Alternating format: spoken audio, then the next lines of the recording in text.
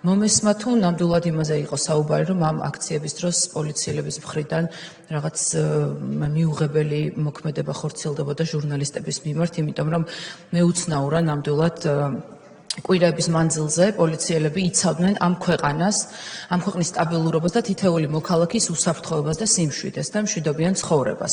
იცავდნენ იმას, რომ რევოლუცია არ მომხდარიყო, გადატრიალება არ მომხდარიყო და უდიდესი ზეწოლის. აღარ ვსაუბრობ იმაზე, პიროტექნიკა, ცეცხლსასროლი, სხვადასხვა საშუალებები, ცივი იარაღი თუ ასე შემდეგ, რაც გამოიყენებოდა და როგორც ხდებოდა პოლიციელებზე თავდასხმა, ამის მიღმა ეს პოლიციელები უდიდესი ფსიქოლოგიური და ემოციური სტრესის წინაშე იყვნენ თითოეული დემონსტრანტის და მათ შორის იმ ჟურნალისტების მხრიდან, ვიზეც თქვენ საუბრობთ.